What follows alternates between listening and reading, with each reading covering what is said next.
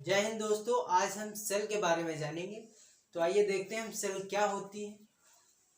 Human and plant की body छोटी छोटी यूनिट से मिलकर बनी होती है जिनको सेल कहते हैं। यानी ह्यूमन यानी हम और प्लांट यानी पेड़ पौधे जिनकी जो बॉडी बनी होती है वो छोटी छोटी यूनिट से मिलकर बनी होती है जिनको हम सेल कहते हैं।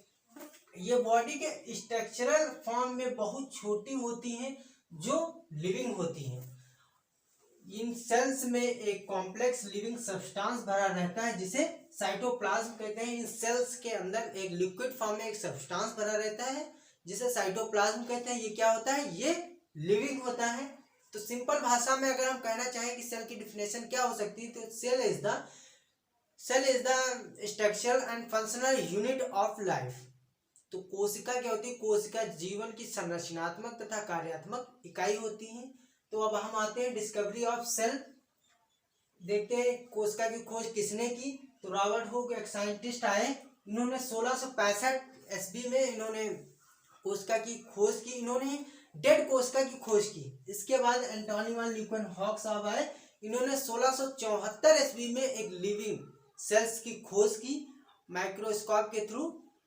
और इसके बाद कोशिका सिद्धांत दिया स्लाइडन एंड सॉन साहब आए। इन्होंने कोशिका सिद्धांत दिया। इन्होंने बताया कि हमारी ह्यूमन की जो बॉडी बनी होती है वो सेल्स से मिलकर बनी होती है, छोटी छोटी यूनिट से मिलकर बनी होती है। तो इसके हिसाब से हम समझ सकते हैं जैसे कि एक सेल है, कई सारी सेल मिलकर टिश्यू का फॉर्मेशन करती हैं और कई सारे टिश्यू मिलकर के एक ऑर्गन का फॉर्मेशन करते हैं। हमने यहाँ पे ईयर बनाया है, कोई भी ऑर्गन हो सकता है, नाक हो सकती है, हाथ हो सकता है, पैर हो सकता है। तो कई सारे ऑर्गन मिलकर के एक ऑर्गन सिस्टम बनाते हैं। ऑर्गन सिस्टम जैसे हमारा digestive system, blood vascular system, nervous system, इस प्रकार के सिस्टम बनाते हैं। और ये ऑर्गन सिस्टम जो है मिलकर के कंप्लीट बॉडी का फॉर्मेशन करते हैं। इसके बाद हम आते हैं विश्व में सबसे छोटी सेल कौन सी होती है। यानी विश्व में अभी देखेंगे, इसके बाद हम देखेंगे ह्यूमन में कौन सी बड़ी और कौन सी छोटी होती है। तो विश्व में सबसे छोटी सेल होती है माइक्रोप्लाज्मा, जो होता है माइक्रोप्लाज्मा। तो ये माइक्रोप्लाज्मा सबसे छोटी सेल होती है और सबसे बड़ी सेल होती है शुतुरमुर्ग का अंडा। तो ह्यूमन में अगर हम यही चीज देखें कि ह्यूमन में कौन सी छोटी और कौन सी बड़ी होती है, तो ह्यूमन में सबसे छोटी सेल मेल में स्पर्म होता है और फीमेल में ओवम होता है।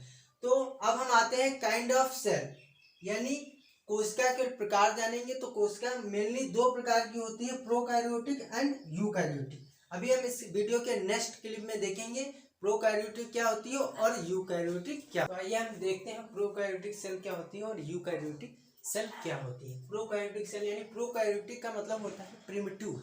प्रिमिटिव का मतलब होता है आद्य प्रकार की कोशिका।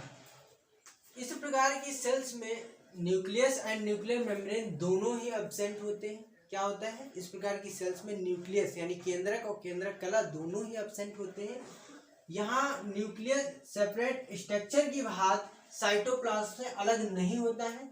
अतः न्यूक्लियर मटेरियल क्रोमैटिन के फॉर्म में न रहकर साइटोप्लाज्म में बिखरे रहते हैं और मेम्ब्रेनस ऑर्गेनल्स का भी अभाव होता है। यहाँ पे क्या होता है? मेम्ब्रेनस ऑर्गन नहीं पाए जाते हैं। एग्जाम्पल है बैक्टीरिया, ब्लू ग्रीन एल्गी। ठीक है, एग्जाम्पल क्या है?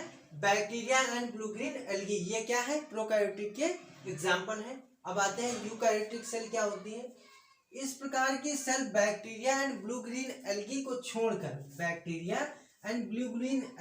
छोड़कर अन्य सभी लिविंग ऑर्गेनिज्म में पाई जाती हैं।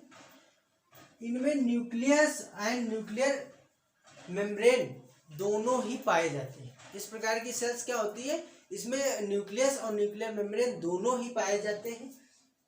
विभिन्न प्रकार के कोशिकीय कार्यों को करने के लिए साइटोप्लाज्म में मेम्ब्रेनस ऑर्गेनल्स पाए जाते हैं। अच्छा, कोशिका में विभिन्न प्रकार के काम होते हैं, जैसे कि क्रेब साइकिल चलता है, बहुत सारे काम होते हैं। तो इसके लिए क्या पाए जाते हैं? सेल ऑर्गेनल्स पाए जाते हैं। तो एग्जाम्पल कौन कौन से सेल ऑर्गेनल्स पाए जाते हैं? Endoplasmic, reticulum, Golgi body, lysosome, mitochondria, plastid and etc.